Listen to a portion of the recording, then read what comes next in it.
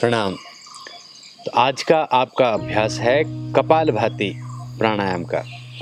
और कपालभाति प्राणायाम एक ऐसा प्राणायाम है जो आपको बहुत बुद्धिमान बना सकता है, बहुत इंटेलिजेंट बना सकता है।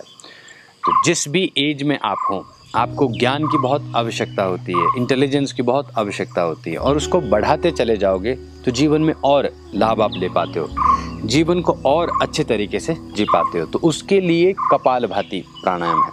इसके अलावा जितने भी ब्रेन से रिलेटेड या ऊपरी शरीर से रिलेटेड जितनी भी बीमारियां हैं, उन सब में भी कपालभाति बहुत मदद करता है। फिर बहुत ज़्यादा फेमस है कपालभाति पेट के रोगों के लिए और वेट लॉस के लिए। अगर आपने वजन कम करना है तो उसमें भी कपालभाति का बहुत उपयोग होता है। हम कपालभाति को दोनों रूप में करेंगे। हमें शरीर को मजबूत बनाना, उसके लिए जो लाभ हैं वो भी करने हैं। फिर आध्यात्म को समझने के लिए, आध्यात्म में गहरा उतरने के लिए जो हमारी कंटेनर कैपेसिटी है, हमारे पास जो हमारा जो ब्रेन है, उसकी कैपेसिटी को भी बढ़ाने के लिए हम इसका उपयोग करेंगे। तो सीधा सीधा अर्थ अगर आप लें कपालभाति का, तो उसका अर्थ होता है, कपाल का मतलब होता है आपका ये भाग, स्कल। भाति का मतलब हुआ चमके, शाइन करे। तो कैसे शाइन करेगा ये? जब आपके पास बुद्धि होती है, जब आपके पास दिमाग होता है, तब आप चमक जाते हैं। आप पूरे अपने जीवन में नहीं, पूरे संसार में चमकते हैं। तो ये कपालभाति का अर्थ है। और इसको करने के 3 भाग होंगे। पहला भाग होगा शांत गति, दूसरा भाग होगा मध्यम गति, और तीसरा भाग होता है तीव्र गति। मतलब पहले धीरे करना है, फिर थोड़ी सी स्पीड बढ़ा देनी है, और फिर पूरी स्पीड से इसको करना है। तो हम आज का अभ्यास कर रहे हैं शांत और मध्यम गति में। तो अपने चुपचाप बैठ जाना है। ऐसे सुखासन ले सकते हो, पद्मासन ले सकते हो, लेकिन अभी हम सुखासन में बैठ के कर रहे हैं। पेट के ऊपर ध्यान देना है कि आपका जो पेट है उसको आपने अंदर की तरफ पुश करना है सांस की मदद से। इस तरह से ये अंदर जाएगा आपका पेट। फिर से ध्यान दीजिएगा, ऐसे 1 2 3 4 5 6 7 करना शुरू कर दो। ये है कपालभाति प्राणायाम, और आप कर रहे हो शांत गति से, मतलब धीरे धीरे आप उसको हिट कर रहे हो।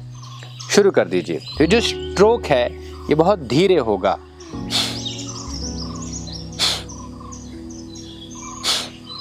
करते जाओ इसको। बहुत ज़्यादा जब आपका पेट टाइट हो जाता है, यह अभ्यास आपको नहीं सूट होता और होता भी नहीं है आपसे फिर ये, या फिर बहुत ज़्यादा अगर पेट बढ़ गया हो तो उसमें भी थोड़ी सी समस्या आती है। तो हमें देखना होगा कि कौन सी गति का हम उपयोग करें। तो सबसे बेस्ट जो आपको एडवाइस है वो है शांत गति की। धीरे शुरू करो। कैसा भी आपका शरीर हो, कैसी भी प्रॉब्लम हो, अगर आप शांत गति से करेंगे तो आपको किसी भी प्रकार की हानि नहीं होती है। लेकिन प्रेग्नेंट जो योगिनी हैं उनको थोड़ा सा इसमें परहेज करना होता है, रोकना होता है, वो नहीं करते हैं।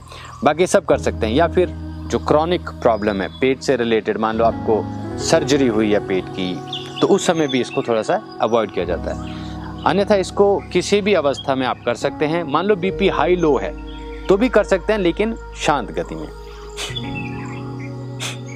करो। अब इसका अभ्यास सीधा शरीर होगा और स्ट्रोक लगाते जाओ।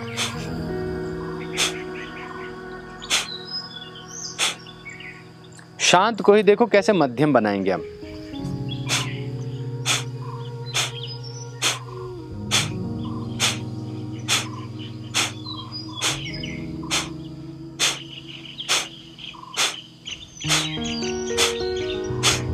करते जाओ। मध्यम चल रहे हैं, काउंट की कोई लिमिट नहीं होती है, लेकिन अभ्यास शुरू करने वाले को, नए आदमी को कम से कम 5 से 10 मिनट ही करना चाहिए। 5-10 मिनट भी बहुत होता है, उतना ही करना चाहिए।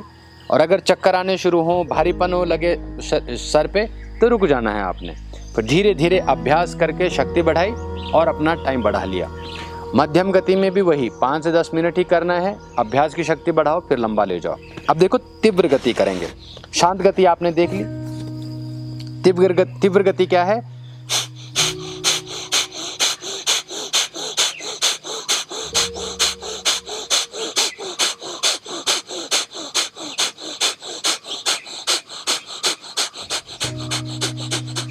तो जैसे एक रेलगाड़ी चलती है और बहुत तेजी से चल रही हो, छिक छिक छिक छिक छिक, उस तरह से आपकी आवाज़ आनी शुरू होती है नाक से, और बहुत तेज आप इसको ले जा सकते हो। लेकिन करना कब है?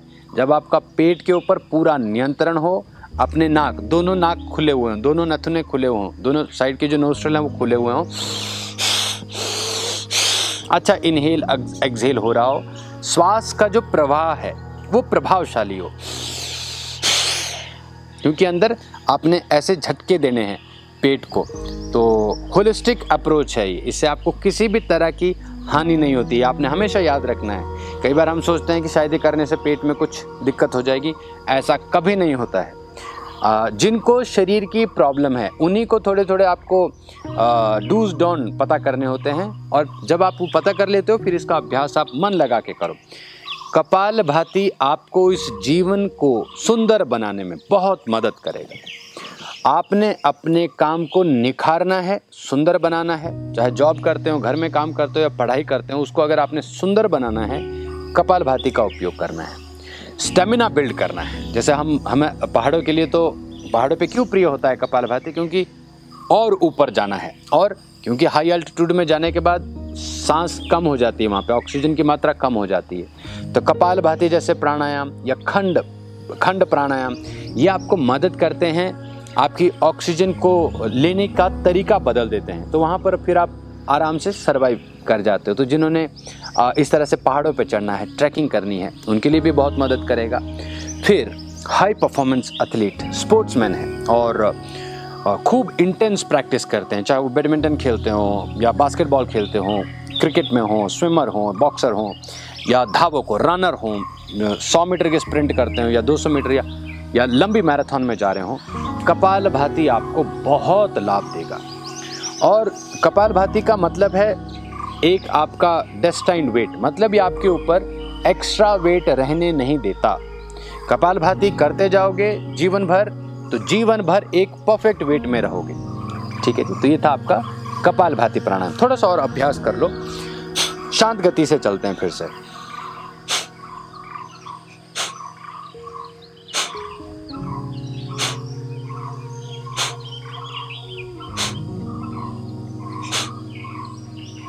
ये शांत गति हुई, बहुत धीरे धीरे, थोड़ा सा मध्यम कर दो।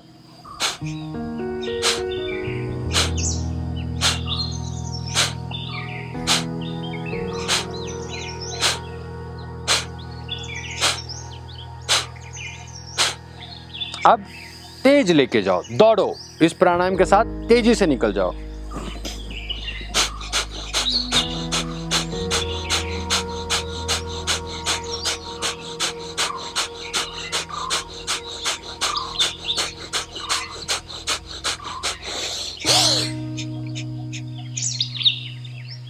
ठहराव ले लो, रुक जाओ, बहुत आराम से प्राणायाम से बाहर आ जाना है, शांत होके बैठ जाओ। अब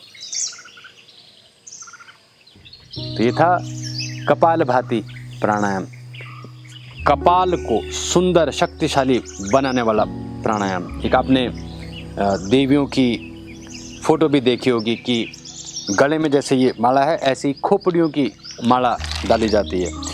तो कई बार आदमी सोचता है वो खोपड़ी पहनता है, वो जो देवियों खोपड़ी पहनते हैं, पर ऐसा नहीं है। ये इसका ये सिंबॉलिक है, ये एक आपको चिन्ह दिया जा रहा है कि ये जो खोपड़ी है, इसका मतलब इनके पास ऐसी शक्तियां हैं, ये कपाल इनका बहुत कमाल का है।